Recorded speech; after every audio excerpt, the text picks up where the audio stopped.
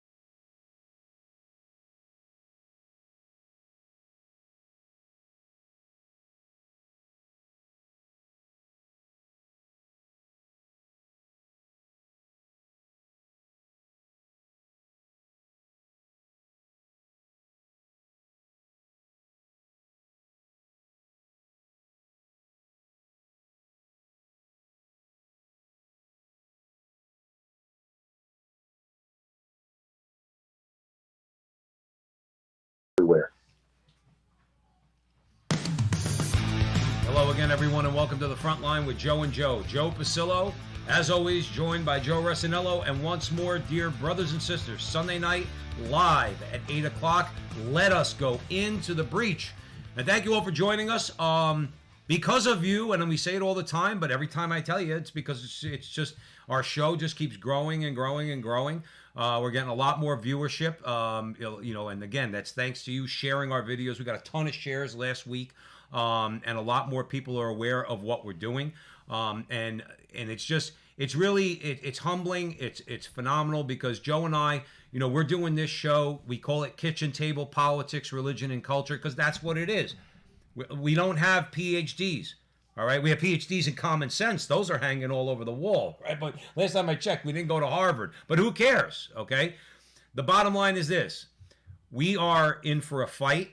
We know we're in for a fight.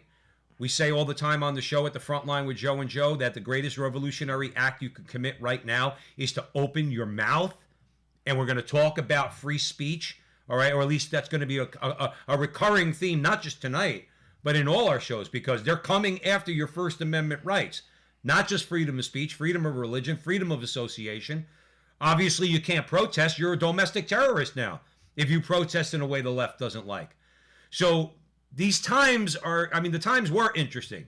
They just got more interesting. And we have a warning that we want to talk about tonight from Bishop Strickland. He's one of the good guys, right? Without a doubt. He's one of the good guys. Tyler, Texas. Texas, and he's talking to us about a warning a month ago. One of our videos had about, I think it's up to 110,000 views now. Pope Benedict warned about the current coming totalitarianism. It's all over the place. More importantly, it's in your face. They're telling you what they're going to do. Well, if they're going to tell us what they're going to do, well, guess what? Then we're going to cover it. We're going to cover it as often as we can. We're going to shout it from the rooftops. We're going to be bold. We're going to be courageous. We are going to act, okay? And hopefully, we create something in this country, along with others, where we create an authentic movement in this country that's truly going to change things. Because right now, and for the foreseeable future, we are in the jackpot, man, okay? We got problems. The Democrats now control all branches of government, and I dare say, we just about have the Supreme Court, but the Supreme Court also, as they've shown, even before the election, okay, the Supreme Court is unreliable. So where does that leave us? We have to act wisely. We have to be, what did Jesus say? Shrewd as serpents, innocent as doves, okay? But we have to act, and we have to rely on God. God is the only thing that can save this country. We have to allow him to work through us. And God is the one who gave us speech. So we have to use it. We have to open our mouths. Remember, follow Joe and I at the Frontline with Joe and Joe on Facebook and YouTube.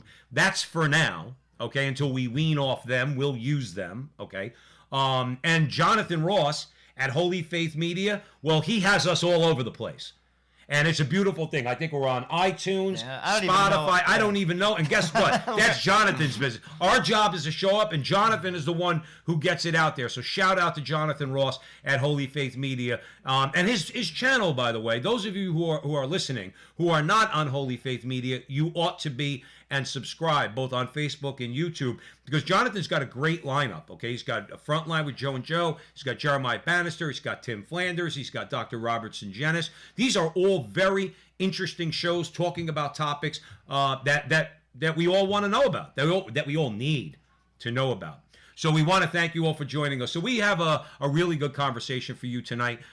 We have Bishop Strickland. We're going to talk about, hey man, like the people that point the finger at others and call them fascist or totalitarian, they're the totalitarians. We're going to point out a couple of those tonight, and it's going to be a really engaging conversation. I'm monitoring the chat room right now. We already have over 500 people that are watching live. Having said all that, let's rock and roll. So let's go to Bishop Strickland. As we said, he's one of the good ones in terms of the prelates out there. Definitely follow him. He's in Tyler, Texas. He's the real deal. He's brave. He's courageous. He also has a radio show on Virgin Most Powerful. That's Terry Barber and Jesse Romero's outfit out in California. We're friends with Jesse. He's been on our show a number of times. I just want to give you a couple excerpts from what he recently said on his show. He said this: Christians in today's society need to be ready and willing to suffer for Jesus Christ, as many martyrs of the church have done throughout history. Strickland calls on Christians to be ready for a new age of martyrdom, a martyrdom of giving up freedoms, and to at least suffer the white martyrdoms of whatever suffering it means, whatever ostracizing it means, in order to be faithful to Jesus Christ. We'll stop there and we'll have a little discussion. In case people don't understand what white martyrdom is, the Catholic Church breaks up martyrdoms into two categories, red and white. Red means you shed your blood. White means you die of yourself. We're all called to die to ourselves. Christ died to ourselves. We all do that mostly through our families. Men die to themselves by serving their wife and their children. Priests die to themselves by serving their parish. That's how most of us basically go through this white martyrdom. Mm-hmm. But what he's saying is we're going to have to make choices. We talked about this last week. Choices, hard choices. There is no more sitting on the fence. There is going to be choices that are going to be made, and our freedoms are going to be taken away from us. I can recall talking to a nun many years ago who served in Cuba. Cuba controls the state, that is, the food. Like, you don't just go to the supermarket. They control the food. If you could be Catholic in Cuba, you get food rations. It's not the same as the rest of the population. It's a little bit less. You get, also, your kids don't get to go to college. You see, you're making hard choices. If you go to the conflict that took place in Northern Ireland, we have Colin in the chat room. He's always there. He's definitely a good and faithful listener of ours. He could probably tell you and opine on that a little bit. In Northern Ireland, Catholics could not get certain jobs. They couldn't get education. They lived in what was called the bog side. They suffered for their faith. You see, that's coming here. We're going to have to make hard choices. That's what Strickland discussed. And now here's the thing.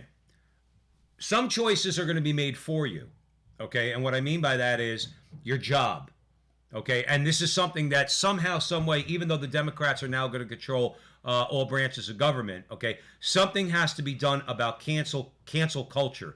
Legally speaking, you cannot lose your job. If your boss goes online and he sees you posting things on Facebook that he doesn't agree with, or the corporation doesn't agree with, the bank you work for, or the publicly traded company you work for, and then decides, well, you don't reflect our values, we're going to fire you. That cannot happen. That cannot happen under the law. Somebody has to address cancel culture. I hear a lot of people talk about cancel culture. Nobody ever says, well, wait a minute. Let the Democrats know if this is the way you're going to proceed. If we start building our own corporations, what a lot of people are calling a parallel economy, I would hope it would start with a major media company with Donald Trump and Steve Bannon at the head. Okay, that would scare the bejesus out of the left. Okay, but we'll do it to you. We'll do it to you. So back off. If I'm a faithful Roman Catholic and you're a bank, and you like to put rainbow flags in your window, well, that's your business. Leave me alone. If I don't bring my employment at your bank into what I do on social media, If I don't state who my employer is on social media, then shut up. You cannot fire me. That's number one.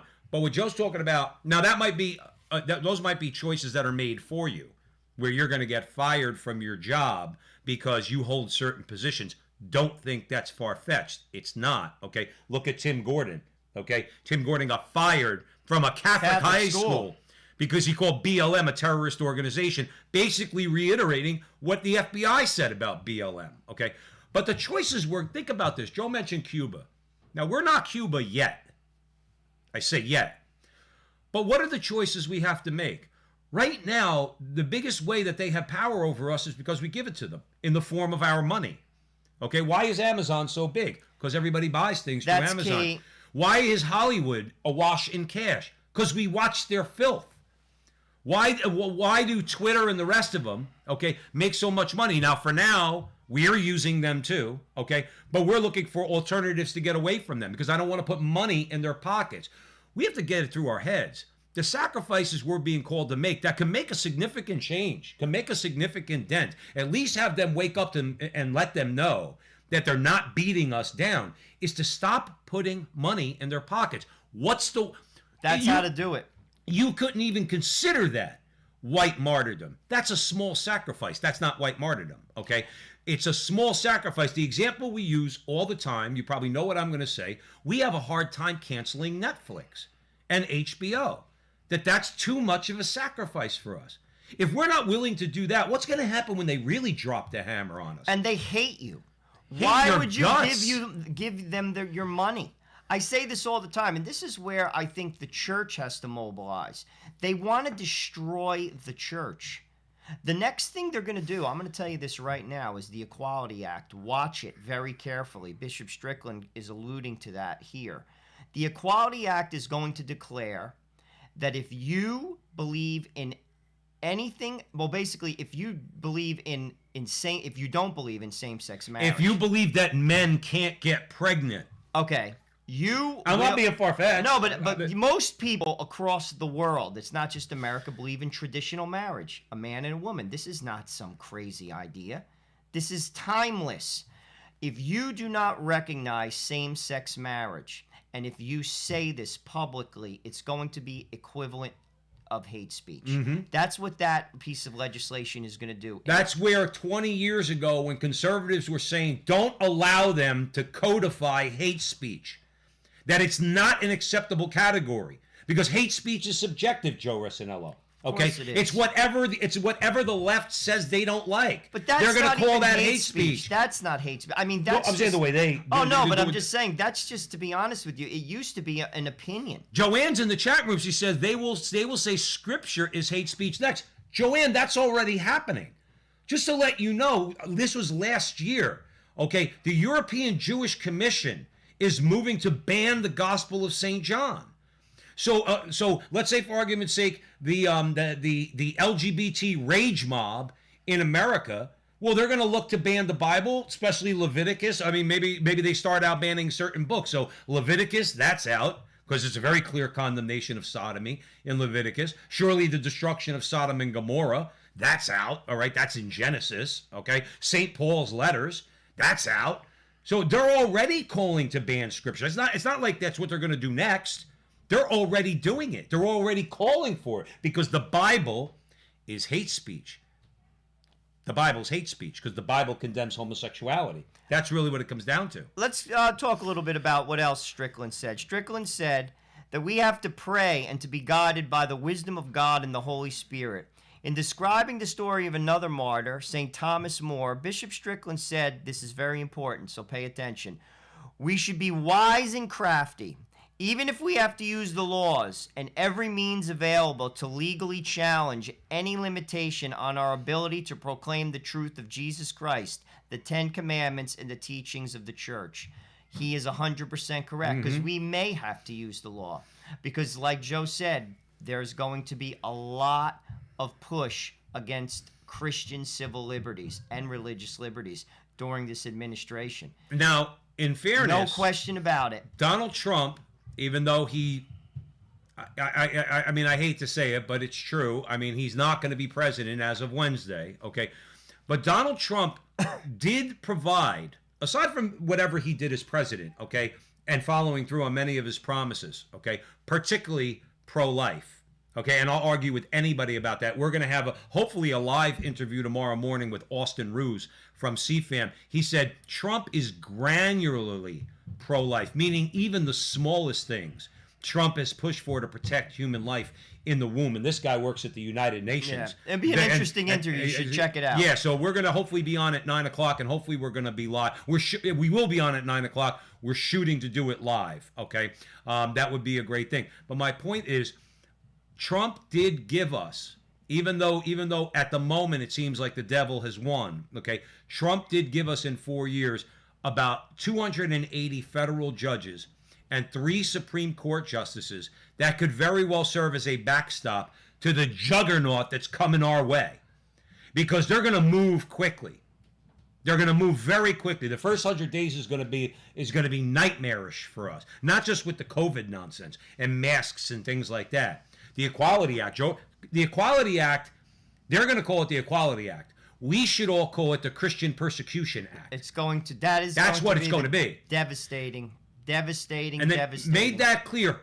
That FACO CNN town hall that they called town hall LGBT nonsense town hall that they did last year. Okay, Julian Castro, he let the cat out of the bag when he basically said that the Catholic Church should lose its tax-exempt status because the government shouldn't subsidize, get this, hate speech. That's what's coming, kids. That was last year. And this is where I don't understand where the church doesn't get more vocal.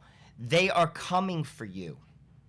They're coming for you. Well, all they got to do is listen to their brother, Bishop Strickland. In other words, and people like him. But sadly, he's ostracized in his own community. They're coming for you. We have to fight. This is the truth. And how do you fight? I'll be honest with you. Financial boycotts. Gandhi did that. That's how one of the ways that he brought England to its knees. They didn't buy their salt. They didn't buy their clothing, their textiles. They brought them to their knees. He understood that. You control the country when you control the money. And we have to use our influence. What do you think unions do when they try to clamp down on a union? They basically say, no, we're not having it. Right. You're paying us this. This is the way it is, or we walk. We don't do that. Right. That's what has to take place. I'm telling you. If we did, trust me, these corporations would change their tune in a minute. If you said, just to use an example, Chase Bank, Christians, over 70% of America is a Christian, one denomination or another. They said, we're not using your bank. We're leaving. All Christians. I'm just using this as an example. Guess what they would do? They do anything change we their want. tune. Those rainbow flags come out of the window of the bank. Anything we want. Right. When you turn around and say, "Do you give money to Planned Parenthood?" and they say, "Well, we're not doing business with you." That's what needs to get done. And if you ask me, that's what the bishop should do. If you ask me, I'm not a bishop, but that's what I would be doing. The bishops have the resources and the personnel to provide us the information on all these corporations. Okay. Now we're going to talk a little bit, and we're going to allude to in one of our conversations about the syllabus of errors. Lists are good because, see, when you list out in the case of the syllabus of errors, a list of errors at that time, this is talking about the mid to late 19th century. Okay, pointing out errors and saying the church saying, well, this is an error, this is an error. The USCCB could very simply do its research, take a few months, pour some money into it, and give us Catholics, and all Christians, by the way. There's many non-denominational Christians, non-Catholic Christians who agree with us on this stuff. And they would look to the Catholic Church, if the church would provide the information, to, let's say, put together an exhaustive list of corporations in America, very commonly used by all of us, and say, this one supports this abomination, this one supports abortion, this one supports this. Here's a list of companies that are acceptable. You know who does that? It's not a plug, but it's just the truth. The Ave Maria mutual funds. Okay, I think the CEO is I think his name is George Schultz. George Schwartz or George Schultz, okay? He's Catholic, faithful Catholic, okay? He runs the mutual fund. They will not invest in anything that contradicts Catholic teaching. So let's say you have a medical device company that's publicly traded on the New York Stock Exchange, okay? George will not put his money into that company if they produce instruments that are used in abortions. Well, that's what the bishops have to do. And believe me, they have to mobilize the Catholics. And because they're coming for you. Don't you get it? You see, I just don't understand it. It's as obvious. Listen, I didn't go to the Gregorian or the North American College in Rome, but I know for sure and guess what? They're going to succeed if we don't fight back. You see, but if we don't organize, Joe, and fight back, I think because somebody said the devil's not going to win. Of course, the devil. We already know that. All right, God bless you for saying it. We already know the devil's the loser. The old saying goes, we flip to the end of the book. We see he loses. Jesus wins. Our job is to make sure that, in other words, we do everything we can to fight evil in this world to the end of saving souls. We want to save our souls. We want to save the souls of others. Okay. Ultimately, it's about salvation. But when there's evil that's running rampant through the world, part of that is fighting against that evil, speaking up against that evil, whether it's abortion, whether it's the destruction of the family, whether it's the destruction of the individual, whether it's the destruction of the church. We need to speak up against it. In other words, why should we roll over? Who said it recently? Oh, no, we're going to talk to Austin tomorrow morning, Austin Roos. He says it's a great time to be a Catholic, right? It's like the Crusades in a sense. They're there. They're coming for here. You know what? I would take it one step further than the Crusades. Look at one of our favorites we like to allude to is the Battle of Lepanto. Okay, the Ottoman Turks were coming, just like these people are coming. Okay, the Catholics that were fighting, okay, that were willing to fight and die, were outnumbered. We're outnumbered. Okay, but they relied on Our Lady, prayed the rosary, went to confession, received Jesus, and then went into battle. And outnumbered 3 or 4 to 1, they won that battle and saved Europe. Why is this that we can't use that as an example? And again, these men sacrificed their life, Joe Resinello. Yeah, but we're telling people to sacrifice Amazon. I know, but I mean, the Blessed Mother asked us at Fatima to pray the rosary. I'll be honest with you, if all the Catholics in America prayed the rosary, it takes 15 minutes. 15 minutes, I guarantee you'd see a change in this country. I guarantee you. Absolutely. That is the weapon. Honest to goodness. If you get one thing from this show tonight, pray the rosary. Start small. Pray a decade a day. That takes 2 minutes. All you're doing is meditating on a piece of scripture. I'm telling you, it is A to B.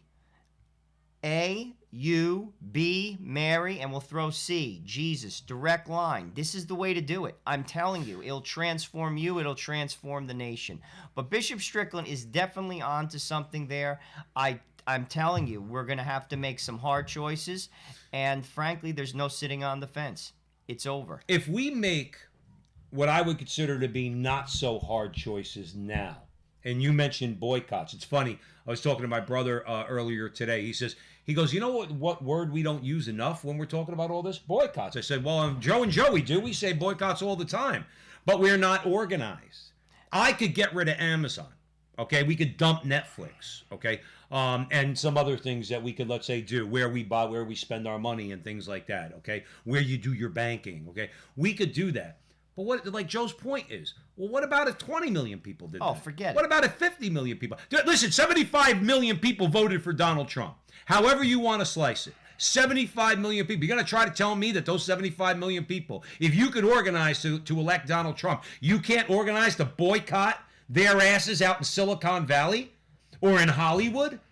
That we can't get together and make what I'm saying is a very small sacrifice. That's not really a sacrifice. Oh, that's not. First of all, you're doing yourself and your family a favor when you dump Netflix and the rest of them, okay? With all the crap that comes out of Hollywood. But my point is this. If we do the small sacrifices now, we might not have to do the larger ones down the road. But if we keep giving them our money, which translates into their power that they have in our politics and in our culture, the sacrifices are going to get a lot worse, Joe Resinello. There's no question. Which would you choose? I could live a very happy life doing nothing but the Frontline with Joe and Joe, never having to shop on Amazon, never having to watch anything on Netflix or HBO or Showtime or the rest of them. And I liked watching all of those. But they have to go. They have to go. Netflix let a production company. They made a movie that portrayed Jesus as a homosexual, and Netflix allowed that to be broadcast on their platform. You're gone. That's it. Never going. Even if they apologize for that, I wouldn't go back to Netflix. See, that's what we have to do. Let's talk Emily Jasinski on the Federalist. She wrote an interesting piece. I just want to give you a little taste of it because I agree with her. She basically said the Trump era held a mirror to our shattering culture. Basically, what she's concluding is politics isn't the answer. Let me just give you a little taste of what she had to say. She said, obesity, mental health, church attendance, tech addiction, and family structure play small roles in our political discourse, drowned out by politicians preening about job creation and coastal media members who can numb the pain with expensive childcare and pricey wine. But these trends have very immediate influences on our everyday lives and are the root causes of the policy conversations that Washington at least pretend to be interested in. The point of this ramble is this, and it's simple. Pay attention. Joe Biden cannot right the ship. No president can. Politicians can help, but we've fallen into a hole that will take years at best to dig out of. Legislation and policy can help, but this is a much deeper problem than politics. You cannot legislate morality. You cannot legislate morality. This problem is not going to be solved by any man or woman. We've said this on a lot of shows. She is spot on. Spot on. Pat is in the chat room. Said we need a national voice. That's why Trump was president, because we all heard the truth of what we wanted. Right. So the point is, and as Joe's pointing out, okay, and again, I was having a conversation about this earlier today, okay, where if, Donald Trump did a lot of good things. There's no question about it. But we can't say or be demoralized or defeated because they cheated and he's not going to be president. We have to remember the reason why he became president, because he was reflecting what's already going on in this culture. Excuse me. And yes, it's a shattered culture. When you look at all the things we talk about on the show, when you look at contraception, abortion, gay marriage, transgenderism, no-fault divorce, all of it, that contributes to this shattering of our culture. We all know this. Conservatives have been saying this for a very long time. And Donald Trump is the one who looked at that and said, you want to know what? These people are right, and they don't really have a voice. But we were all saying it, and we're going to continue to say it after he's gone. And now, he's not going to leave from the scene. And that's why they found him to be divisive. Basically, he just put that mirror in front of people. They don't want to hear it. And now they're silencing us because they don't want to hear it. They're afraid of us. Well, that's another thing, and we're going to talk too. about that in the next segment. But at the same time, and that's going to fail, by the way, because it's failed in every society, in every basic country that's ever tried censorship. It doesn't work. It doesn't work. Right. But at the same time, what she's saying is the answer is in politics. If you ask me, it's a spiritual battle. We have to change from the inside out. America has to change from the inside out. That's why I have said time and time again, pray the rosary. Catholics have to get back to sacramental lifestyles. What is that? Very simple. Go to confession once a month. It's cathartic. You'll feel good. Go to confession once a month. And go to church and receive the Eucharist in a state of grace and pray the rosary. All those things don't cost a dime. They will transform you, they will transform your family, and then you will begin to transform society, the ring of society around you. That's the answer. Also, try incorporating fasting into your life. It's, again, a powerful tool. I'm telling you, if the Catholics in America just did those simple things, this is simple, we would transform this country. Because it would radiate to other people who are not Catholic, but who agree with us on most of these things to begin with. Obviously, they don't agree with us theologically, but on many of these issues, we always bring up the Orthodox Jews in Lakewood, okay? In other words, nobody called the vandals who vandalized those Jews anti-Semites, okay? But they went after them because they're Orthodox Jews and they don't want this LGBT agenda rammed down their throat. And they made their voices known, and what happened? Their cars were vandalized, tires slashed, windows broken, okay? Nobody said a word about that. Why? Because they're conservative, okay? But my point is, When we do what we need to do, let's say for argument's sake, I think the number is, let's call it 20 million. Now, this is just in America. Of course, Canada needs a lot of help too, and a lot of people who are watching us right now are up there to our friends in the north, okay? Because your country is as messed up as ours, if not worse, okay?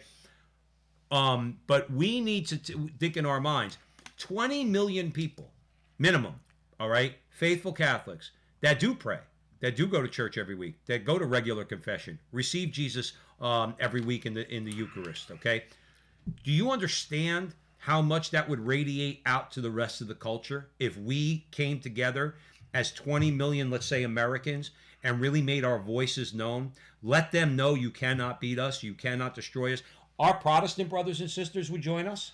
Our Jewish brothers and sisters would join us. Conservative Muslims would join us. Even conservative and libertarian atheists might join us because they don't like a lot of them, the libertarians, they don't like this stuff either, okay? They're more natural law people, okay? But my point is, it will emanate. It won't stay at 20 million.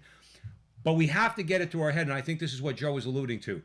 The way the country and the culture is going to change is not from the top down, okay? Unless you're talking about God down to us, but I'm talking about in the temporal realm, not from the government down.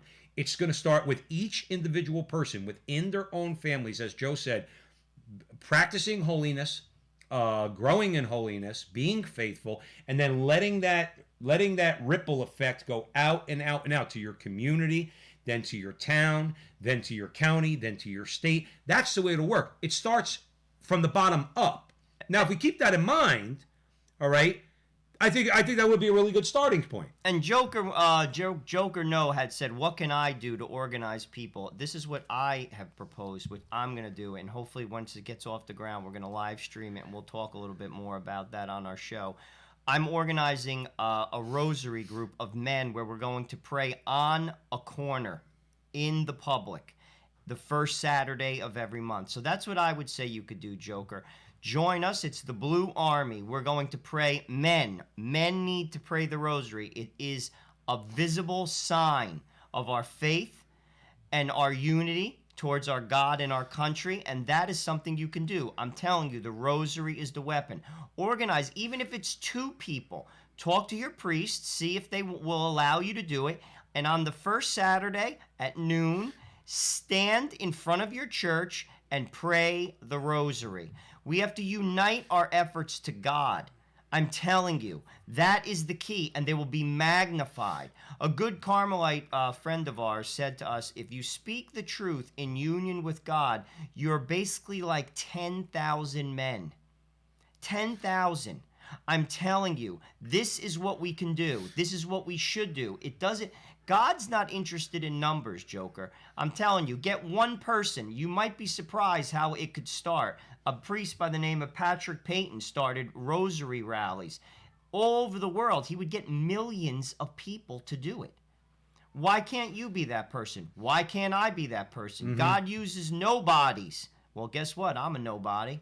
So am I. So we can do that. This is what we have to do. We have to unite our struggle with the grace of God. What better way to do that than pray the rosary? And how great it would be, especially in light of all the scandals recently in the Catholic Church, that if Joe's idea and God willing it picks up steam and other people see it, for the rest of the culture who has a very bad impression of the Catholic Church sees Catholic men, okay, Catholic men praying to God, okay, it's gonna change the perception of the church also, to let the rest of the culture know, listen, we don't like a lot of this stuff that happened in the church. We're doing what we can to help hopefully correct those things. But in the meantime, we're Catholic men and we're fighting this culture war. That will bring a lot of people on board, I think. Let's talk about what the Polish journalists had to say about the media suppression that's going on. And why is it important that we talk about Poland a little bit? Well, Poland went through this for 4 decades. And I think they have a little bit of insight into what is going on here. Mm-hmm. The journalists in Poland, which is obviously a post-communist country, are painfully familiar with the crackdowns of freedom of speech, and they're weighing in on what's happening in the U.S. An unprecedented punitive purge of conservatives. We all know that because soon I have a feeling we're going to be one of them. Including the President of the United States is being performed on social media platforms like Twitter and Facebook. They've evoked an international response. Some of the harshest, as we said, are coming from Poland. And one particular writer, her name is, forgive me, I'm going to give my best shot at this, Malgorzata Wolchek. I've never heard the name Malgorzata before, but go ahead. This is what she had to say. She said, unlike President Trump, the Taliban and Nicolas Maduro, who have been accused by the UN of crimes against humanity, still have Twitter accounts. In her article, Wolchek quoted the Secretary of State Mike Pompeo, who had some words to say on his Twitter account. This is what he had to say. Silencing the debate is dangerous. This is anti-American. Unfortunately, this is not a new tactic of the left. The leftists have been trying to silence the voices of their opponents for years, wrote Pompeo. We cannot allow them to silence 75 million Americans. This is not the Chinese Communist Party. Let me just stress one thing he just said, and then we'll have a little bit of a conversation. Silencing the debate is dangerous. It doesn't work. It basically continues to make the pot boil. Isn't that what they want, though? They want violence. They want violence. Look at what they did. Okay, just to piggyback off what you're saying. Okay, look at what they did. They have stolen an election.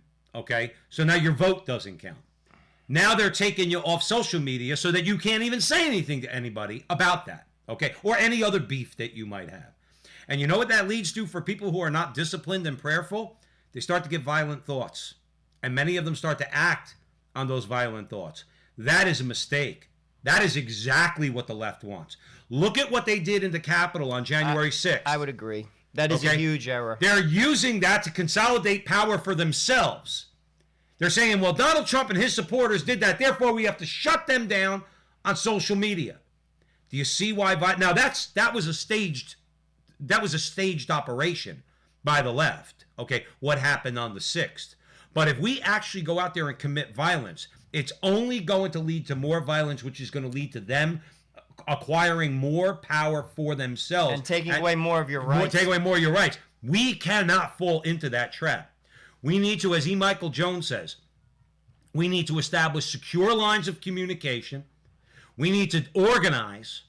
We need to be able to talk to each other and then grow that conversation, okay, beyond to critical mass, and then make things happen. And hopefully legislatively and through elections after we straighten out our elections. And I would include boycotts, and I would include, without a question, organizing boycotts. Basically, attack them financially. That is huge. Trust me, that moves the needle. These people have no principles, and money is their god. Believe me, they'll leave this cause faster than you can blink an eye if you hit them in their pocketbook. Joe Resinello always makes a good point. I don't know if he said it on air, but he said it to me a number of times. If Harvey Weinstein, remember all the backlash that Mel Gibson got for The Passion of the Christ from Hollywood and from the Jews, we could call them anti-Semitic and all that, okay? If Harvey Weinstein knew that if he could have foreseen that The Passion of the Christ was going to make as much money as it did, he would have jumped on that in a second. In a heartbeat. And I think Joe's spot on about that, okay? And the reason why I'm saying that is because that's if they can make money. But if you threaten their pockets where they could lose money, okay? Listen, when your God is money, I don't care if you call yourself a Jew. I don't care if you call yourself a Muslim. I don't care if you call yourself a Catholic or a Christian. If your God is money, you're an idolater, okay? So in the meantime, we're dealing with a bunch of idolaters. Let's hit them. Let's tear down their idol. I'm telling you, that's how you, and I'll use the example, is the NBA. They changed. They lost a ton of money. A ton. No one even watched the finals. No one even knew it was going on. No one cared. And they said, we can't do this anymore. Right. I'm telling you, that's how you change this. Because these aren't people of principle. They don't care about BLM. They don't care about Donald Trump. They don't care about Joe Biden. They care about making money. That's it. Period. Right. That's what it's about. That's the game. And we have to figure that out. And that's why, if you ask me, the Catholic Church has to start fighting back. And that's the way to fight back. What you have to say is, listen, just like they did with the Hollywood production code, we're not going to go to your movies. Right. We're not going to go buy your coffee. at Starbucks. We don't buy your coffee. Right. We're not going to bank with you if all of a sudden you pop a Not rainbow gonna do flag that. in the window. That's not the way we do it. What does that rainbow flag have to do with how you do banking? Or why should I do banking with you as opposed to that guy? Why? Because you have a rainbow flag in the window?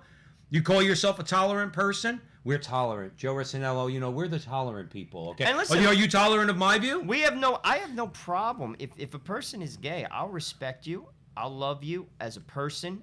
I'll be friends with you. Like I said, though, I don't believe that marriage is between two men or two women.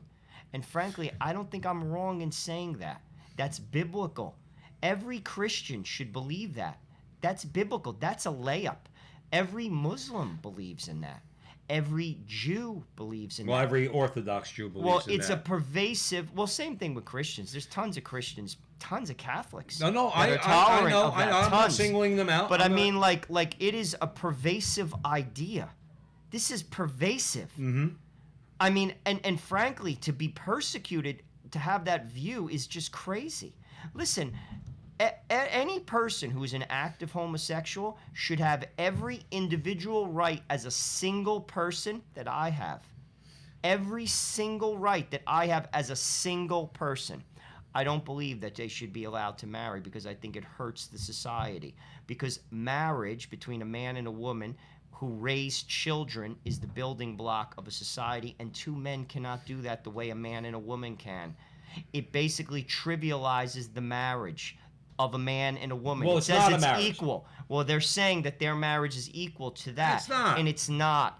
Because a man cannot be a woman and a man cannot be a mother. I remember when I was That's just the truth. a few years ago when I was I think my wife and I were still living in Brooklyn at the time. It was just after we got married. You know the ad council? They run ads all the time, and they're all politically correct, right? And I remember screaming at the TV, okay? Because this was on Fox News, again, showing you how conservative Fox is. So the ad council was running this basically pro-homosexual ad, okay? And you have two guys, they come out from behind a screen, and they give each other a kiss, and they got the little boy with them who's obviously adopted. And at the end of it, they go through all these people, and they get to them, and you hear the voiceover with the two guys and the kid, and you hear the voiceover say, "Our family looks just like yours." No, it doesn't.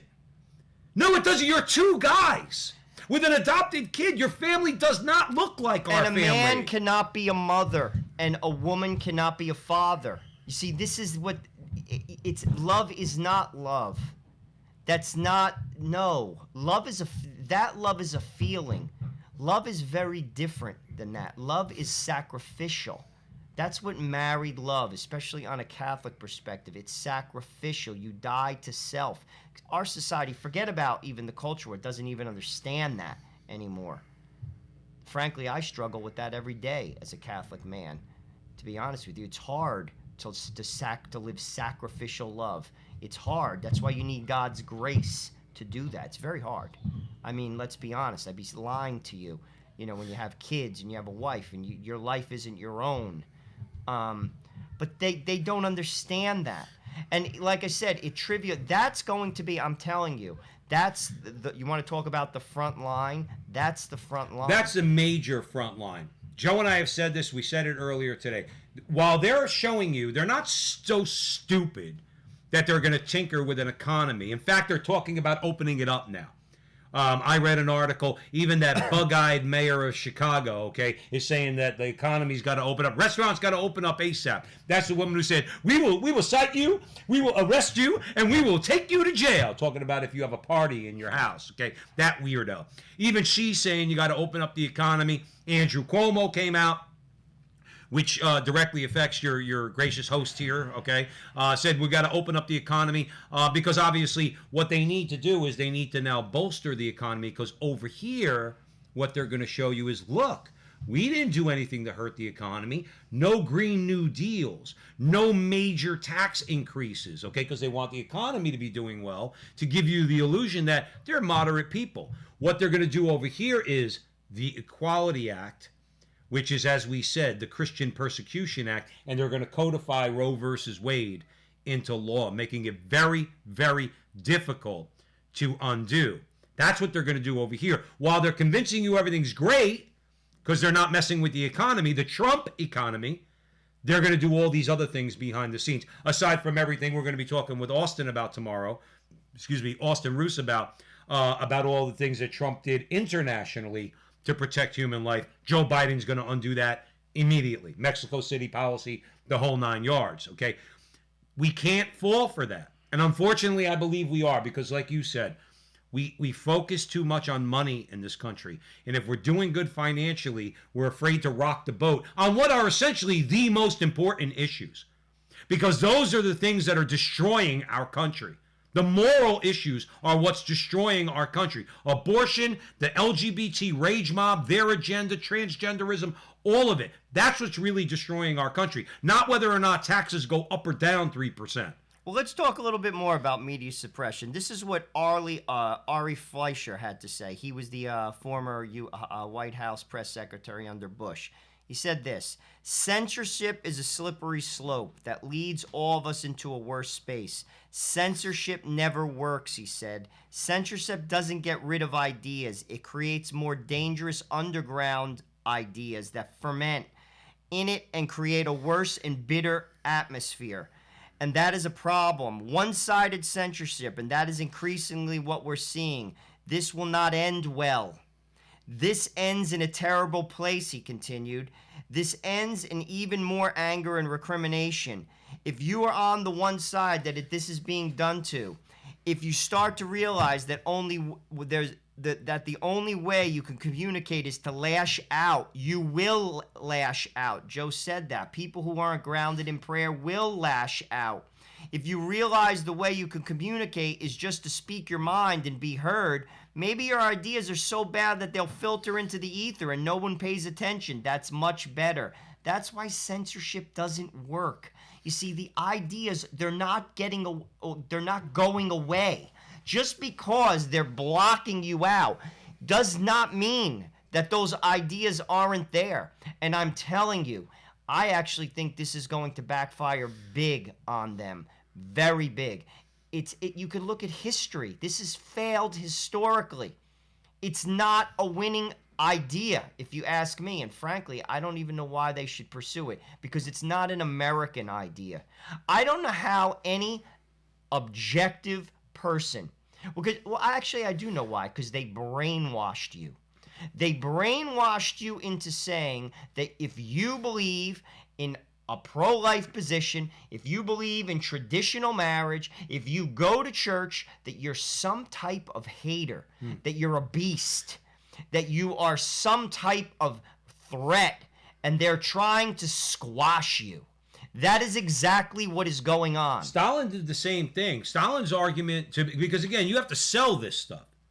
I mean, no matter how much power, let's say, even a Stalin had, you still have to sell these atrocious acts that you're committing on your own people. How did he sell to the Russian people, sending all these other dissidents, okay, and those who just barely criticized Stalin? I think Solzhenitsyn went to jail for a modest criticism of Stalin. In a letter. But how do you do this? How do you sell it? Stalin's way was, look at all these people who disagree with the revolution. They need help. There's something wrong with them. How could they not agree with this glorious revolution?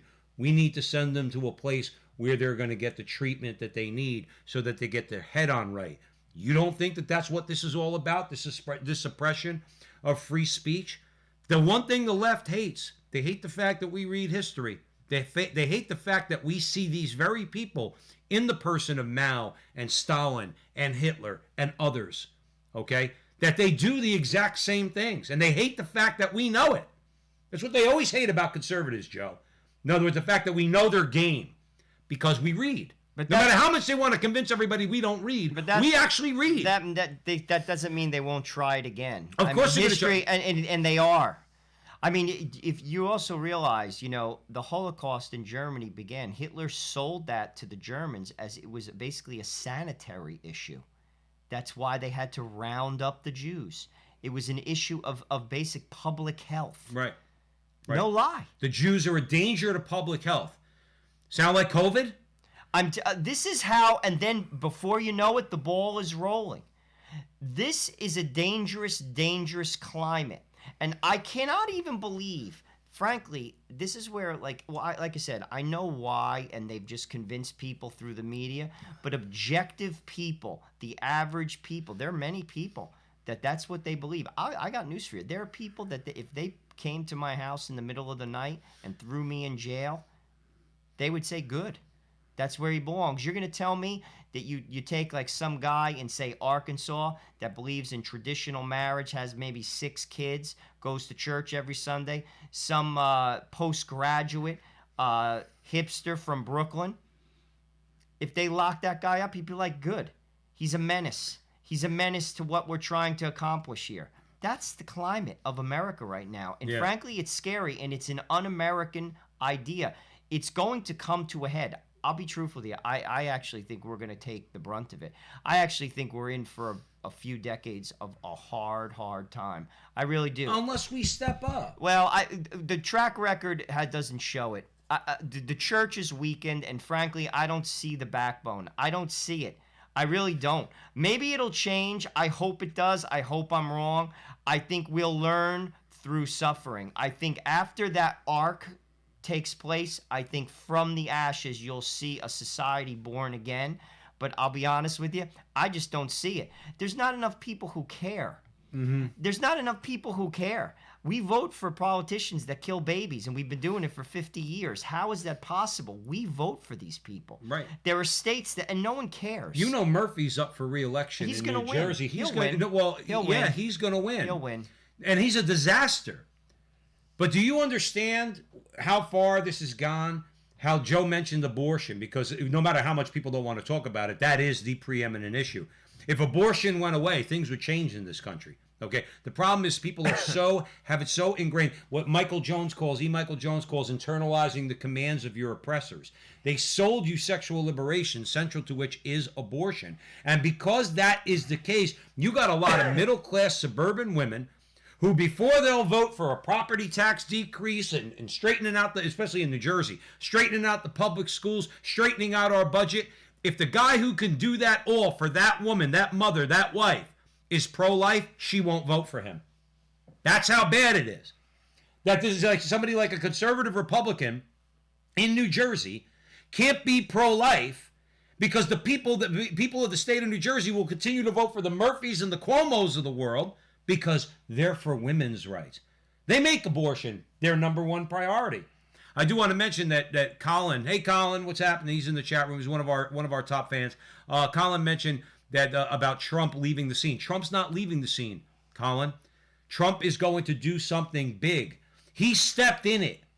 He's in it now, okay? They went after his family.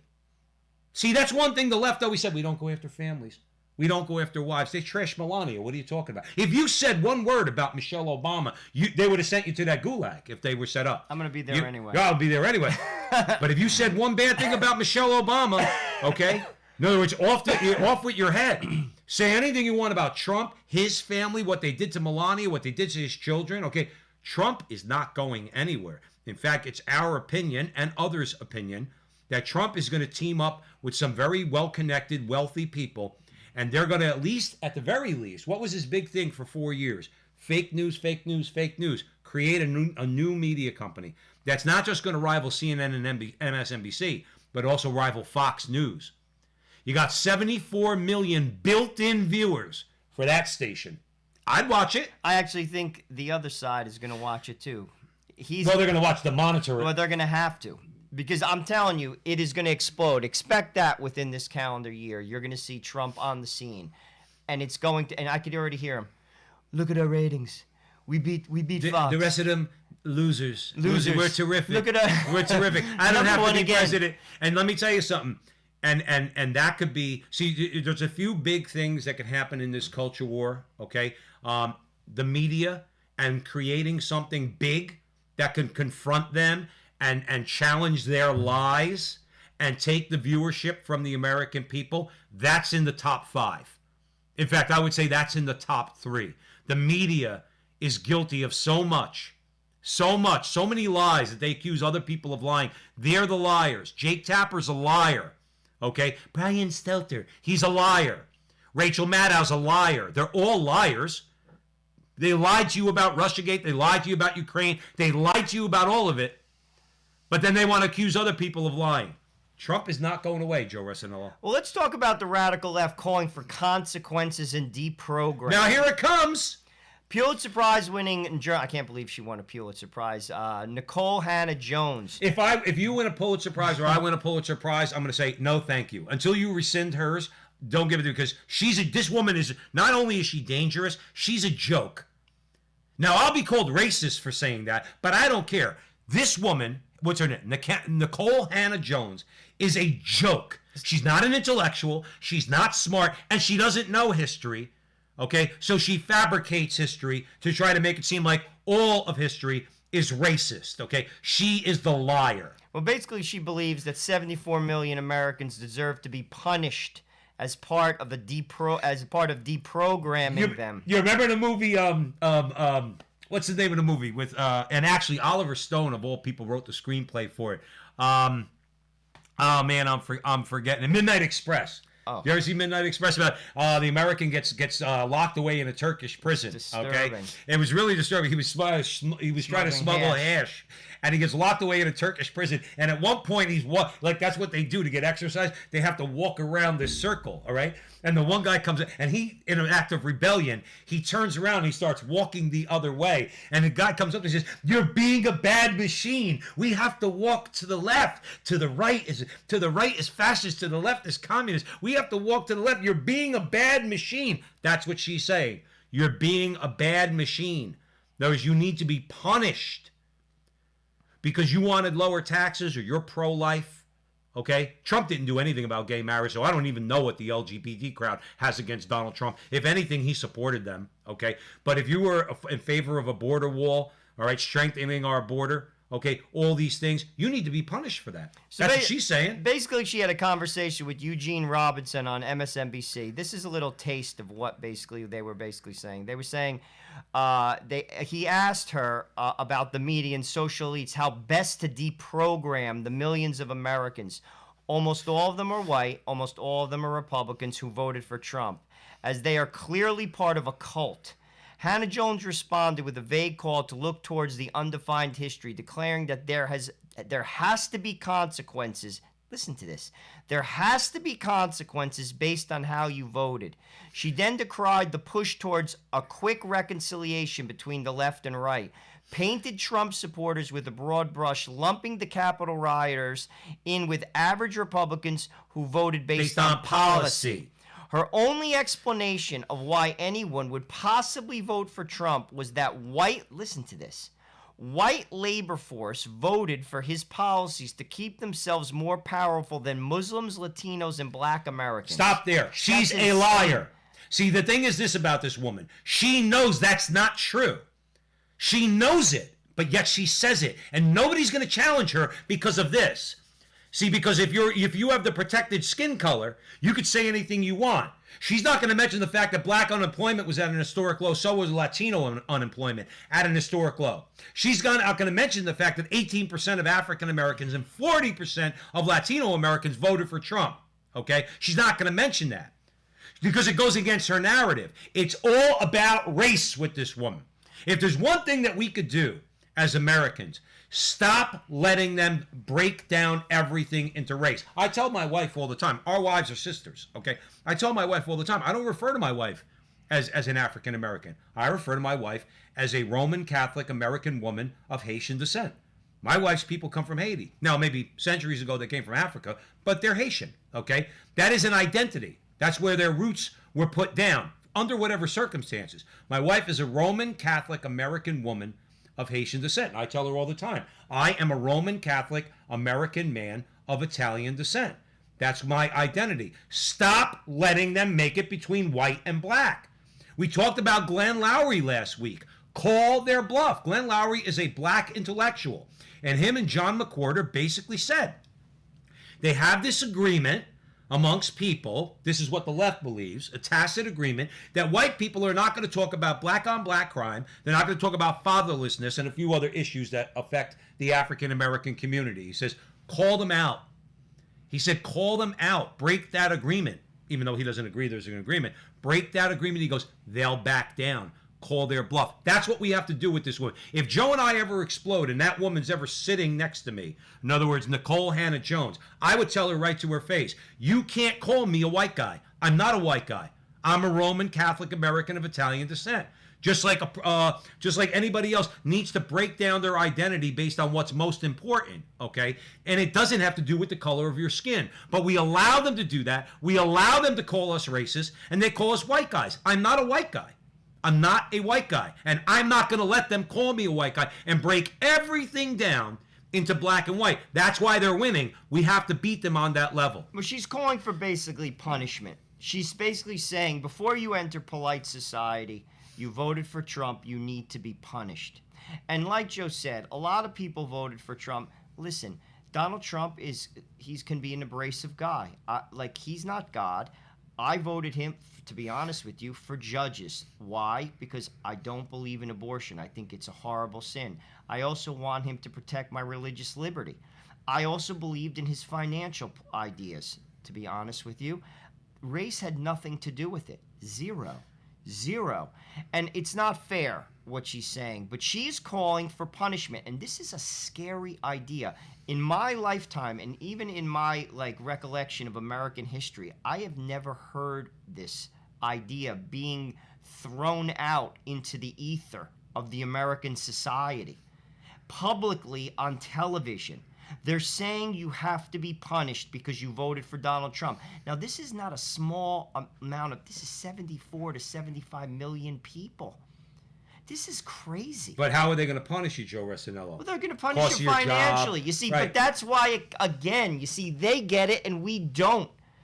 I'm telling you that is the answer. They're saying that they're going to boycott some of the Republican House members and Senate members that basically wanted to investigate the election. They get it. We don't. We're slow to the game. I've been saying this a long time ago. The way to fight things, you don't have to fight with your hands. This is how corporations do it. You fight them financially. You cut them off. I'm telling you. I am telling you, shut the channel off. If every Christian in America turned off CNN, if every Christian did not use Amazon, if every Christian did not buy Starbucks coffee, they would change their tune in a minute. How about this? How about do one better? Because we know a lot of Christians or self-identified Christians are guilty of this, okay? A lot of Catholics voted for Biden. How about this, Joe? Just the 74 million people that voted for Trump. Okay. Now, that includes Catholics. That includes evangelicals. That includes Muslims. That includes African Americans, Hispanics, okay? That includes Jews. Certain percentage of every group I just mentioned voted for Donald Trump. That's 74 million people. You're going to try to tell me that we can't convince those same 74 million people who feel disenfranchised, who feel screwed by big tech and big media, who feel insulted by idiots like Nicole Hannah Jones, and yes, she's an idiot, okay? I really don't care. I know I said I wasn't going to call people names, but I'm sorry. She's an idiot, and she's dangerous. You're going to try to tell me 74 million people wouldn't go along with that? I say that they would.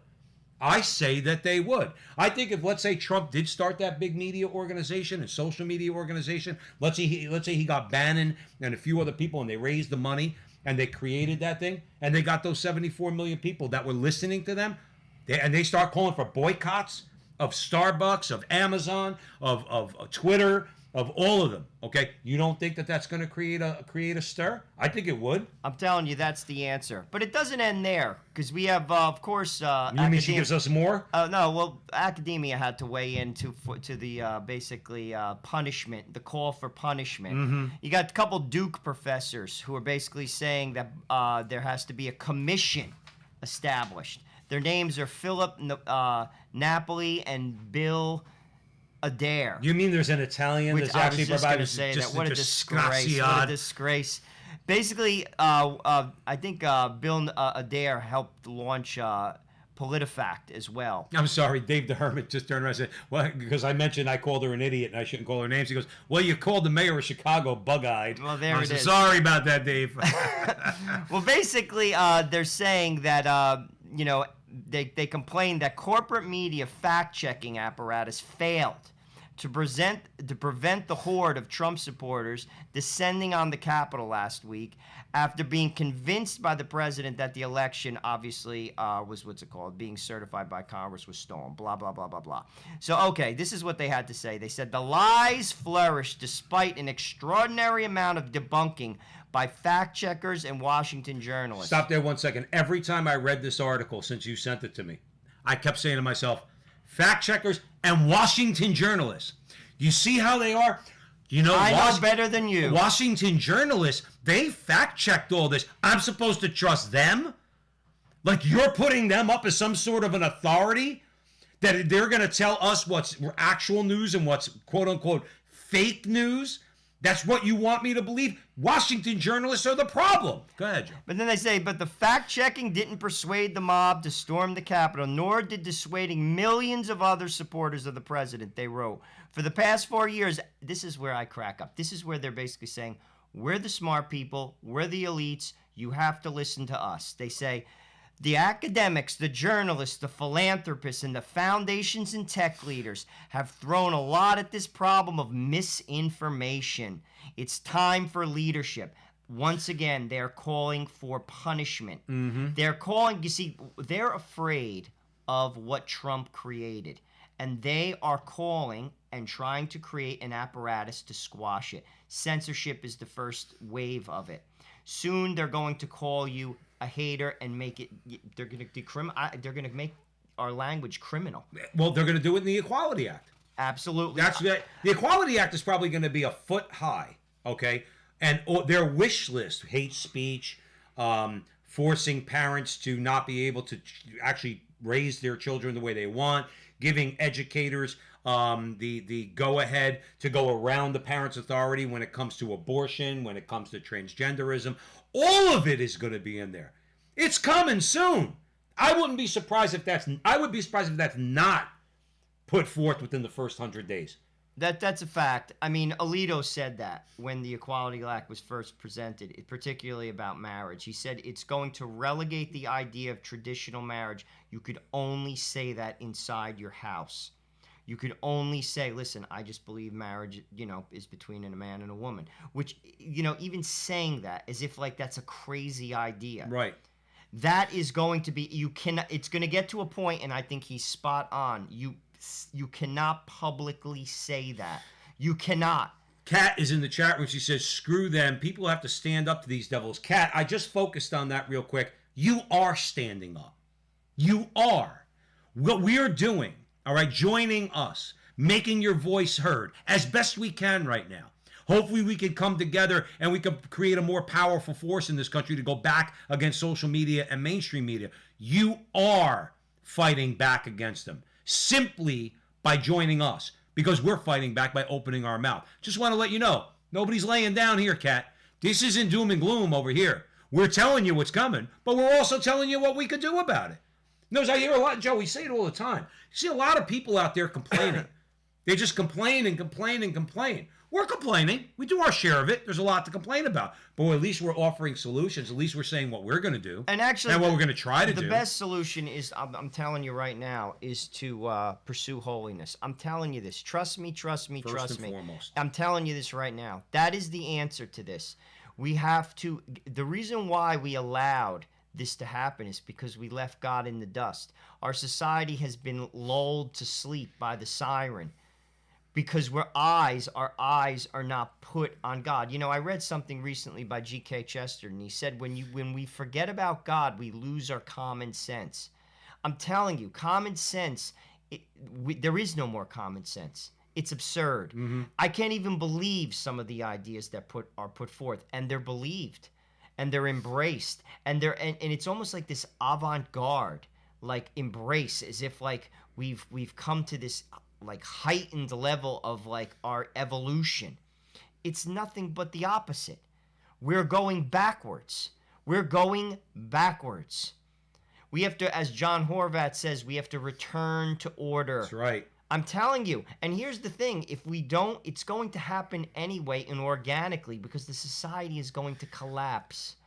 I'm telling you this right now. When societies do what we're doing, societies are in an act of rebellion against the natural order, which is to say, we're in an act of rebellion against God, because God establishes the natural order, the natural law, and the moral law. Okay, so we're in rebellion.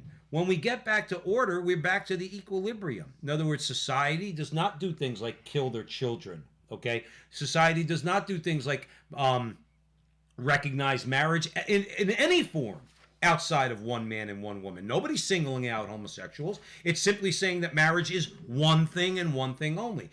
We have to end the rebellion against the natural order and return to the natural order. It's pretty simple. And this is why societies fall. Look at even the Romans. The Romans were a pagan society. The Romans believed in virtue. Cicero wrote about virtue and natural law. This wasn't foreign to them because God writes the natural law in every human heart. Okay, Rome, in other words, abandoned virtue. They abandoned at the end of the Roman Empire. They were debauched. And what was the problem? Their economy was in shambles. All right, because of usury, and that's all they were doing was looking to have sex with anybody they want at any time they want. And what do you think we're going through right now? You think that if you're a Vandal, all right, if you're one of the northern tribes in Europe and you want to conquer Rome, what better time than that? They're all just worried about partying. What do you think we're going through now? We have a citizenry that's only worried about partying. They bought into the sexual revolution in the 1960s because it was sold to them. What do they care if China takes over? What do they care? As long as I get my sex, drugs, and rock and roll, I'm fine. And then that's what we're going through. Well, it's going to collapse. I'm telling you right now. It is. There's no doubt about it. Again, it's historic. This is not the first rodeo. Nope. The playbook is already set. And listen, don't listen to us. All right? Don't listen to us. It's like a father. You tell your kid who's 16, who's doing something stupid, you know it's going to end in disaster. You know it. Right. You know the outcome. Don't listen. Because I'm telling you, that is exactly what's going to happen. And then I got news for you. A lot of these conversations that we're having right now, they're not going to be on the forefront. And what's going to be on the forefront? Eating.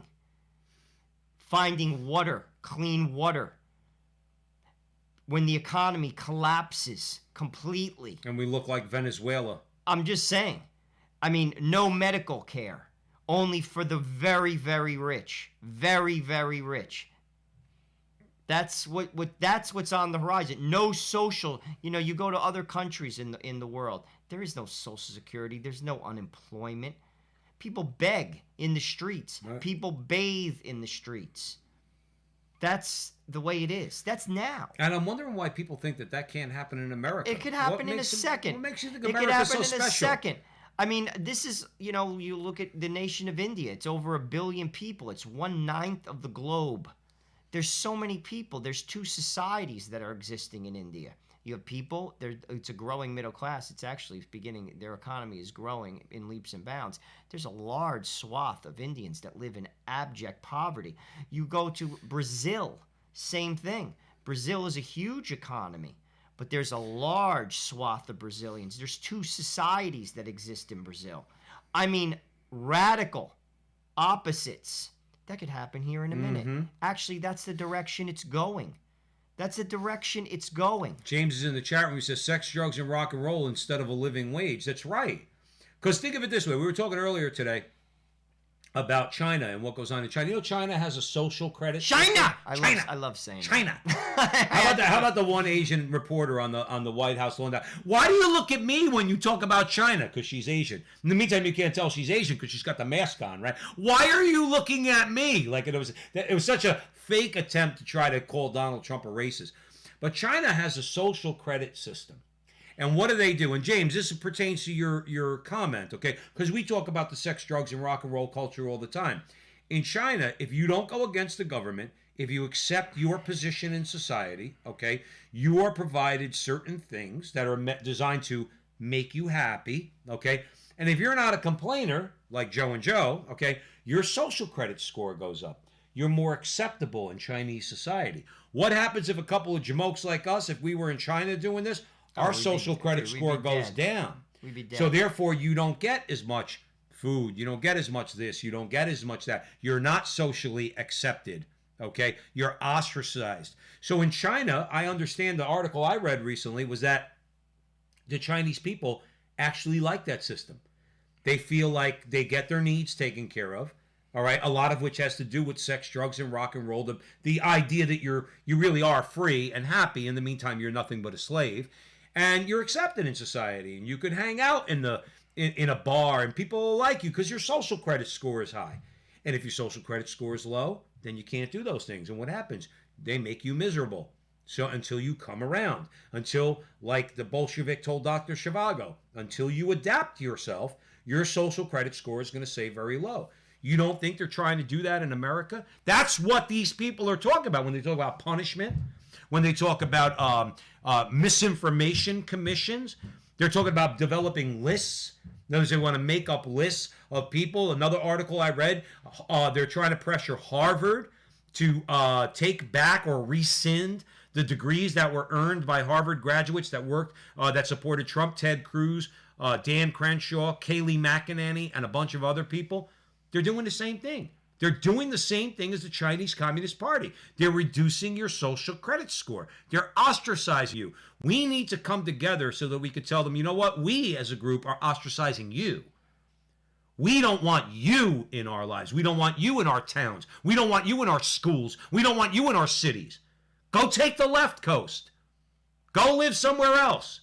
But get the hell out of here. That's how we could fight them back. But we have to stop them from doing this. This is ridiculous. Oh, it's insane. Commissions I and can't lists. even. I can't even believe it's said publicly. I can't. I'll be honest with you. And frankly, it should shock every objective American.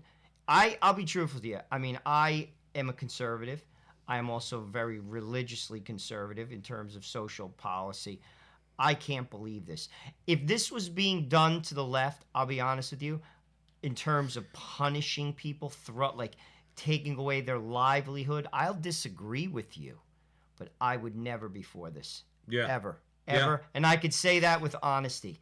And I'm not trying to elevate myself over anybody. There was a time where people could disagree civilly. That's gone. There is no more of that. And there's going to be no unity. Joe Biden, you cannot unite. You know, I've seen this. I've even seen Cardinals. I'm not going to mention the Cardinals' name, who said that Catholics, if we chose to, we could be the instruments of basically unity and harmony in America. You cannot unite on a lie. I'd rather be divided in truth. Now, that doesn't mean I'm going to go storm the Capitol, because I'm not going to. But I'm not going to unite on a lie. I'm simply not. Christ didn't. If you call yourself a follower of Christ, that's what a disciple is. It's a follower. Jesus didn't unite on a lie. There was a lot of lies thrown towards him. He rejected them. And he basically carved out a new way. Well, guess what? We have to reject, the lie. Mm-hmm. And that doesn't, listen, I don't inspire violence. I don't call for violence. I'm not going to commit violence. I'm not about that. But I'm sure as heck not going to agree with you. I'm sorry. No. I'm sorry. And and that's just the truth. And it's a false unity, Joe. That's what it is. It's a false unity. That is exactly what that is. And I don't know how you could call for that or want that. Because again, you cannot unite. I can't unite around people killing children. I can't unite around socialism. The church has condemned socialism for hundreds of years. The state replaces God. It's factual. That's what happens. And socialism doesn't work. On top of it, it's not even practical. So, I mean, that's another story for a different day. I want to take the conversation to gender ideology. There were some interesting stories this week, fairly disturbing. Yeah. One came out of Virginia. Virginia has a model policy, they call it drafted, with input by various educational professionals, students, included the Prince William Manassas Family Alliance. This is what it's calling for. Get this. Failure to use, this is in the state of Virginia, failure to use gender students' preferred pronouns could subject teachers or students to disciplinary action.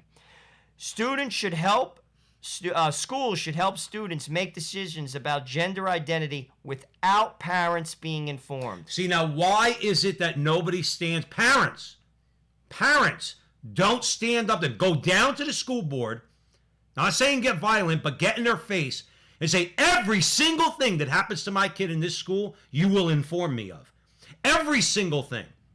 See, but this comes down, that's a whole other conversation. This comes down to voting, and you're paying their salaries. You see, this is, again, you're voting. No, actually, John, that's the next one we're going to talk about. That's in California. It's our producer. He's putting up the story. So basically, also, students should be allowed to use the same changing facilities or overnight accommodations as those of different biological sexes based on gender identity.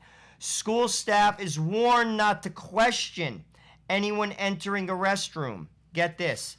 School staff may need to report parents if students are abused, neglected, or at risk of being abused or neglected with regard to the gender identity conversation.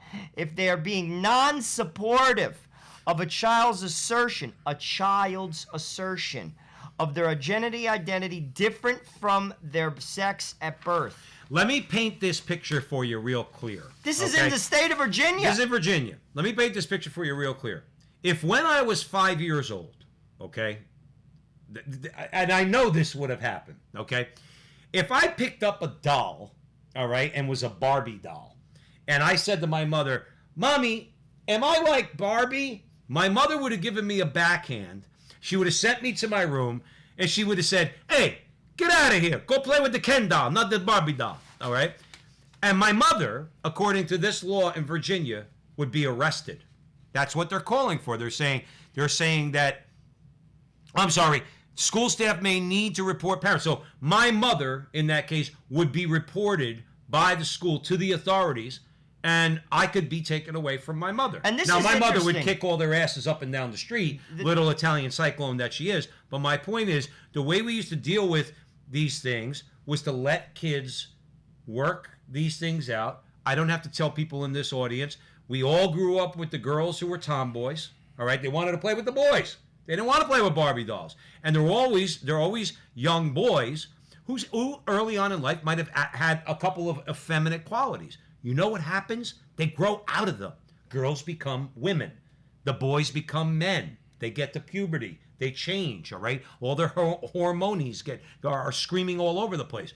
What these people want to do is they're trying to get in between that natural process. Again, we were talking about natural order. It's also manipulating a child. Well, it's child abuse is what it is. You're manipulating a child. And 10 years ago, you would go to jail for this. If a teacher did this, you would go to jail for this.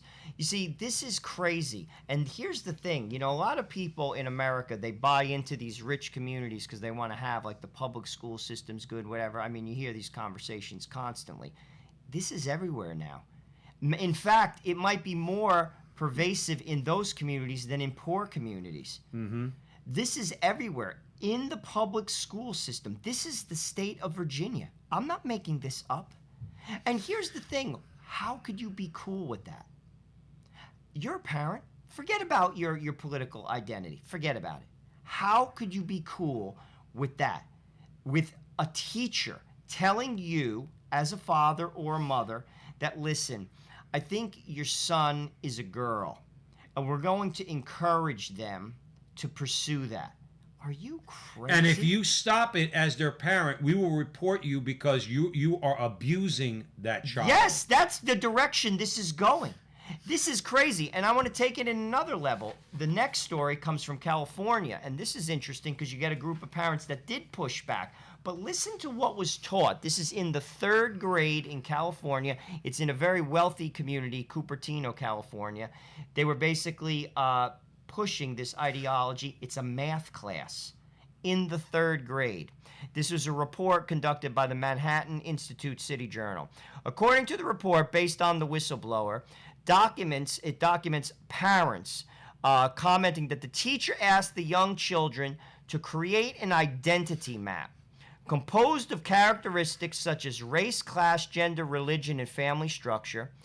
Next, the teacher taught the children they live in a dominant culture of white, middle class, cisgender, whatever that means, educated, able-bodied Christian English speakers with others of privilege who created their culture in order to hold power, to stay in power. The young children then were made to read the New York Times bestseller, This Book is Anti-Racist, only to learn their privilege allows them power over others. The interesting thing about this story is the parents did push back, and they basically protested, and they went to the principal, and it got pushed out. That's right. So you see how fighting back works. But here's the thing. This is what is going on. And but those parents did the right thing. I'm surprised they got, to be honest with you, I'm actually surprised that they won. I think they won because they have money. I think they won because they went there and they voiced their opinion. I think a lot of times these school boards, they get away with this stuff, Joe, because nobody's there to fight against them. Yeah, but and fathers in particular are not there to fight against them and turn around to them and say, you're not going to do this. They don't show up. I actually know somebody who did show up to a PTA meeting in Rutherford, New Jersey, and he still lost 9-0. And he's very articulate and a very intelligent guy. The problem is, this is the biggest union in America. The teachers union is the biggest, the NEAA or whatever, National Education. There is so much money behind this. You want to talk about out of control? This is real, by the way. This is not like the mainstream media, and I'll be honest with you, I don't see it stopping. It's not stopping. This is not going to stop. Now, how it stops, you have to vote people out. But we don't. Joe says it all the time. We vote these people in. You know who tried to stop this? Betty DeVos, Trump's education secretary. She tried to stop this. Guess what happened? They basically said horrible things about her and pushed her right out the door. Now, who's Biden's Secretary of Education? I think it's the ex-head of the union. Oh, I wouldn't be shocked. And that is exactly this. They're not, you see, this is where we're dumb. They're tactical. They're attacking the culture from the ground up. Children, they're teaching them this ideology from the ground up. Right. As if it's historic. We're the dopes. Now, what makes us even stupider? We vote for them. We vote for them. That's the shame of it. You see, and we pay their salaries, and we still vote for them. And then you'll talk to people. I'm not making this up. These are 2 states in America now. And Virginia is not even a true blue state. It's a purple state. And that was proposed in Virginia. This is a disgrace. How any adult, whether you call yourself a Democrat or a Republican, could be for this, I don't understand. I can't get it. And this is what we vote for. And this is what you get. One of the biggest things that can happen in this country, somebody's got to file a lawsuit. And what I mean by that is this. When the reason why they get away with a lot of what they get away with is because we allow them to call us certain names. Let's say racist, okay? We have to start filing lawsuits against these people. We have to start grabbing our stones and saying, I'm taking you to court. You've defamed me and libeled me in public because of my political positions, and you called me a racist. I'm going to make you pay. Now, why do I say that? Because CNN and MSNBC and a bunch of Hollywood celebrities tried to say that Nick Sandman, the Covington High School student, was a racist because the Indian agitator, leftist agitator, came up and was banging a drum in his face, and Nick Sandman just stood there and with a smile on his face, didn't do anything, didn't harm the guy, didn't stand, didn't do anything wrong. And he had Lynn Wood came on board, and they sued. They sued CNN. They sued MSNBC. They sued the Washington Post. CNN and the Washington Post had to settle with Nick Sandman. Now, he sued them for $250 million each, so let's assume Nick Sandman got 10% of that. Hopefully he did, okay? My point is, when someone calls you a racist, you need to file a lawsuit against them and take them to court. I'd love to see them do that to Joe and I, all right? Because I'll show them a picture of my black wife, and Joe will show them a picture of her sister, which is his black wife, okay? And Joe will show them pictures of his biracial kids, all right? And say, go ahead, show the world, show the court how I'm a racist. We need to, and I only use that as an example, a crude example. The point is, they get away with this because we allow them, because nobody ever wants to file a lawsuit against them for defamation and libel when they tar you with these names that we know are made up, we know they're not true, okay? We let them get away with it. But if it started to cost them money in the form of lawsuits that we would win, okay, then maybe they'd stop doing it. maybe they'd stop doing it. People because it don't really care is a enough. disgusting thing. When you detract, by the way, detraction is a mortal sin. You go to hell for that. If you say something that you know to be a lie about somebody else and you're I think it even applies if you're saying something that's true about somebody, okay? But if you detract from somebody, okay, you could go to hell for that. It is a bad, bad thing to take away or destroy a person's character, particularly when it's based on what you know to be a lie. So we need to fight back against that. I mean, there's so many ways we need to fight back. That's one way to fight back. I know Joe and I, as we get more popular, we're going to be called racist. The first thing I'm going to do is call up the St. Thomas More Society or Lynn Wood or whoever. I'm going to say, listen, CNN called me a racist. I want to file a lawsuit against them. I want to file a lawsuit for $1 billion because they've libeled me and they've disparaged me in public. In other words, we need to start doing things like that. That's one way of fighting that. But that's why people cave, though, Joe. That was my larger point. People cave because when the left points a finger and says racist or misogynist or homophobe or this or that, we all cave. Everybody caves. Well, they control the narrative. And frankly, we have to take the narrative back by voting in a godly manner. People don't care. You know, this is not the priority. You know, this is the thing that blows my mind. Quote unquote, whatever the number is, they say 80 million, whatever the number that voted for Joe Biden. A lot of those people are professed Christians. How could you be for this? There's disqualifiers. Listen, we're not going to agree on everything, but these are huge, huge disqualifiers for me anyway.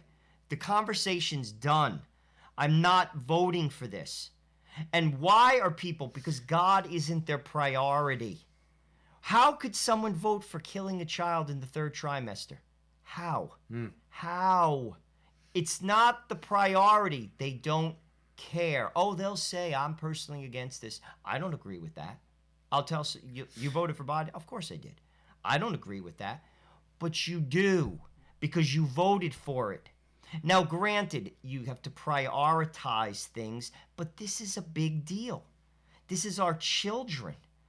I mean, gosh, if you don't care about this, what did Barack Obama say when there was like a shooting? If we don't get this right, we get nothing right. Well, I agree with you on that, Barack Obama. If we don't get our children right, we get nothing right. If we're killing them in the womb, and then when they're born, if they're lucky enough to be born in this country, because we murdered globally 42.7 million children in 2020. If you're lucky enough to be born in America, then you get indoctrinated by the schools that you pay ridiculous taxes to. And you vote for it. Right. You vote for it. I didn't vote for it. And I don't send my kid to public school. I'll die before I send my kid to public school. So that's my point. And then we wonder why. We wonder why. We threw God out and he left because he's a gentleman. It's time to invite him back in. That begins with us. I'm telling you, this is a spiritual battle. If we change the interior, i.e. the interior man in America, we change America. But until we do, we don't. Emily, what's her name? Jasinski. She gets it right on. Trump held up a mirror to society. Society didn't like it. They want someone, an institutional Republican, to go along to get along. That's why they love Bush. That's why they love Romney. They don't want someone like McCain. Don't make waves. Go along, get along. Not making waves. He's divisive because he pushes back. Mm-hmm. No, these things are wrong. I'm sorry. They're wrong everywhere. And we vote for them. We have no one to blame but ourselves. And this has been a gradual thing. It's been going on for 5 decades in America.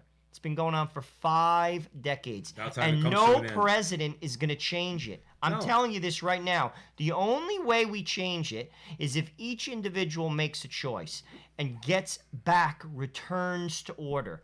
That begins with a confession. Go to confession. It's a beginning. It's a new beginning. If you're listening to my voice right now, there's 400 people in the chat room. If you haven't gone to confession, go. Mm-hmm. If you're Catholic. It begins there, and then it's a gradual decision. And every day, it changes. You change, you change, you change. And as you change, you'll change the society. Until that happens, I'm telling you right now, there's no president that's going to fix this, people. Right. Sorry, because again, we vote for these people. We vote for this crap.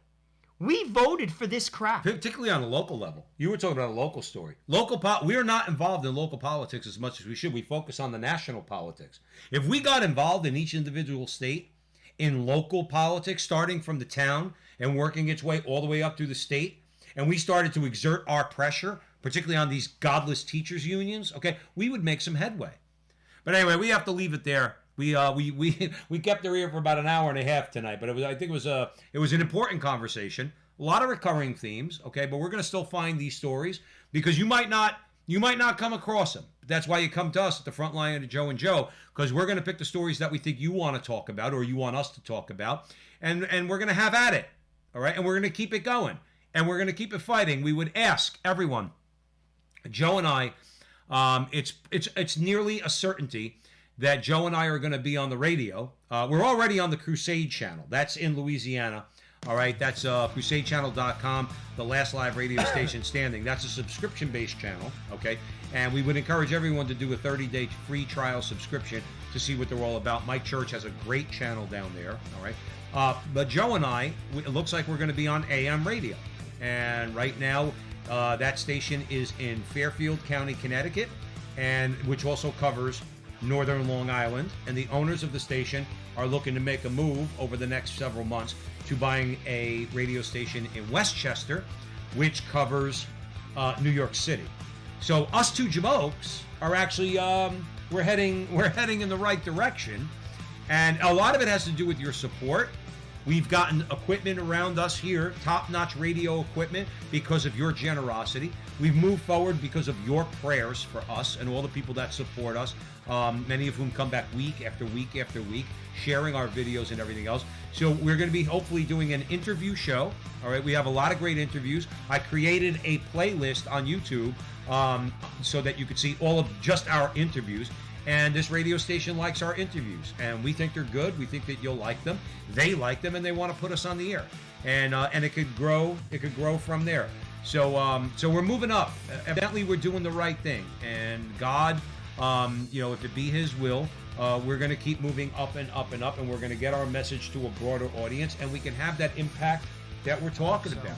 And if nothing else, we're encouraging people to, even if we lose every political battle, we always on our show talk about the need for personal holiness. We all struggle with sin, every one of us. We all struggle with our weaknesses. But if we strive through prayer, through the sacraments, okay, to grow in personal holiness, okay, well, that is an end in and of itself. In fact, I would argue that's the most important end, because we all ultimately want to go to heaven, okay? So we're going to continue to do that, and God willing, we'll win some of these cultural and political wars, and we can make this a better place to live. And so, having said all that, we want to say thank you from Joe Pasillo and Joe Resinello at the Frontline with Joe and Joe. Please, on YouTube and Facebook at the Frontline with Joe and Joe, like, subscribe. Please share this video with your friends when you get a chance, okay? And Holy Faith Media. Holy Faith Media. Jonathan Ross out of Canada. He's all over the place. YouTube, Facebook, Spotify, all of it, okay? We would suggest that you subscribe to Holy Faith Media. So we want to thank you one more time. And remember, until next week, that our conversation is your conversation, and that conversation is going on everywhere. We'll see you next week. Thanks for listening.